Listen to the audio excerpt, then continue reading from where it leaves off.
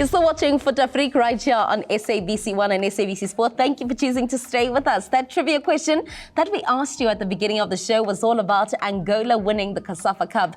And I asked you, I said they won the COSAFA Cup in the year 2024. When was the last time that they were able to secure the title for their nation? You're laughing. I am, because I feel like all these answers that you and I have to give keep revealing how much of football we've missed out. Every time I have to say probably more me than you. Yeah, I'm like, were you born then? But the answer is 2004. 2004, that is the last time that Angola secured the COSAFA Cup. This is their fourth victory, and hopefully now they've broken the dry spell. Yeah. And it will continue with them being victorious over the years. Well, as we always say, if you didn't know, well, now you know. Do make sure that you join with us. Well, you do play with us next week, as we will have another question to test your African football knowledge.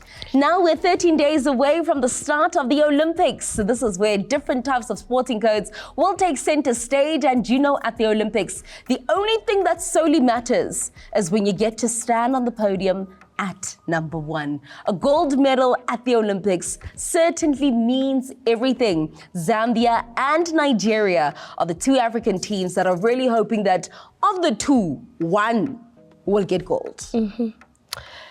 It's a tough one, but I'm very confident. I think you and I had an offline conversation about Zambia, given the fact that they are going to be facing a very difficult it's not going to be easy. But I think what I like about this is that there are friendly games that, they can participate in. I think just as a warm-up round, to just make sure that the girls are prepared and they understand the kind of intensity that they're going to face, because I feel like Olympics is very similar to, the FIFA World Cup. They've done well in the FIFA World Cup, so this is not like a very first time where they're playing in such a high-ranked, tournament. Nigeria's got a lot to prove, given the fact that, they were the first African team, to make it there. And it's been 16 years, since they participated in this tournament. So they've got a lot to prove. And what I like about Nigeria is that they've got a lot of players who are playing on the international space. Meaning that they probably are going to be facing some of their teammates or opponents which they play against very regularly. And I'm hoping that will come as an advantage for Nigeria, to just study the game a little bit better.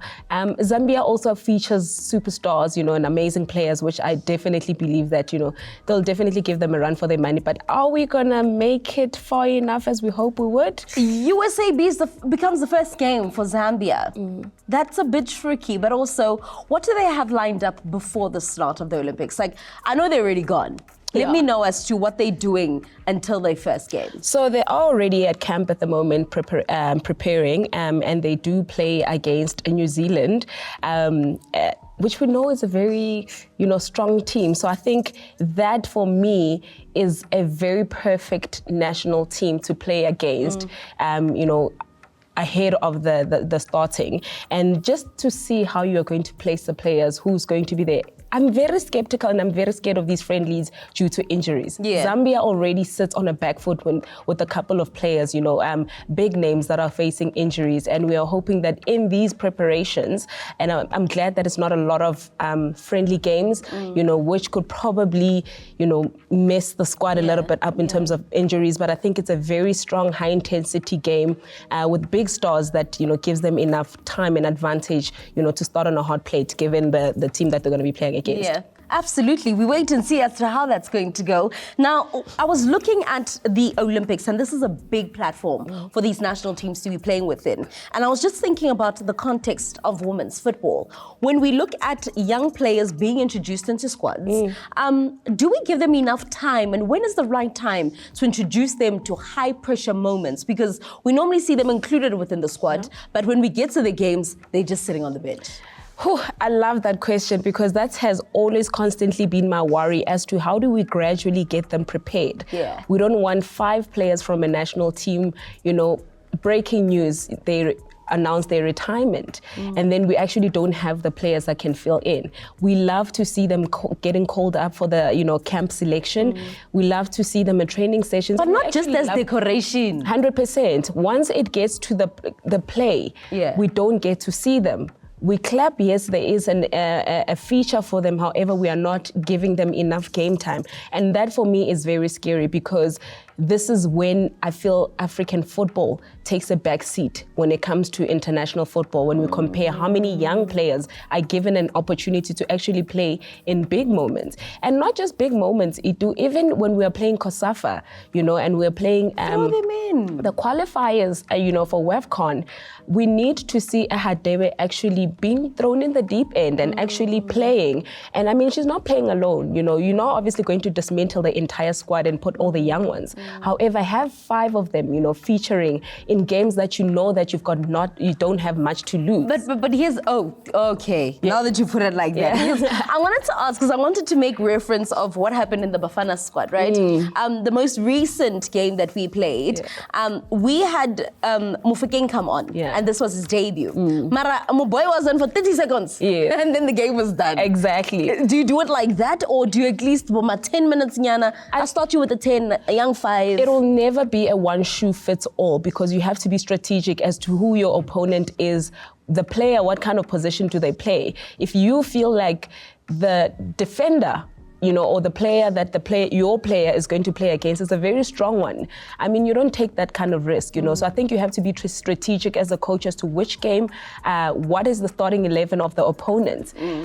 Can we walk away with the lose? Are we going to be okay if we walk away with the lose and we put 6 starting players? Because it takes away the stage fright that they might have, because we've seen with the under-17s, when they go and play for the qualifiers, they have stage fright. They've never played in that kind of environment or against such a high-paced team. And now we expect them to gradually be the Banyana of tomorrow. Yeah. What I'm getting from what you're saying, Jess, and correct me if I'm hearing correctly, is how we solve this whole issue is give us more game time, give us more friendlies, and it's in those games where we can throw these players in, and that's where we get to see, so that if we are at a competition that is and there's so much to lose, and we have our star player out, we can always say, hey, Itu, it's your time. Definitely, that's exactly what I'm saying. When you have your Refugio Chains and your Colossa Bianas phasing out, you've got your Delia Schmitz coming in, and they know exactly what to do. And it gives the little ones an opportunity to understand, the pairings and the formulas and all of that. So I think game time and really giving them an opportunity. Yeah, more game time is what we need for women, especially women's football. More game time is what we need on this show, because we want to have an ample amount of more conversations with you. But just like that, that's another episode of Foot Africa done dusted in the bag. Right, so that's where we're going to leave it. Let's do it again next week, same time, same place. And as they say in French, au revoir.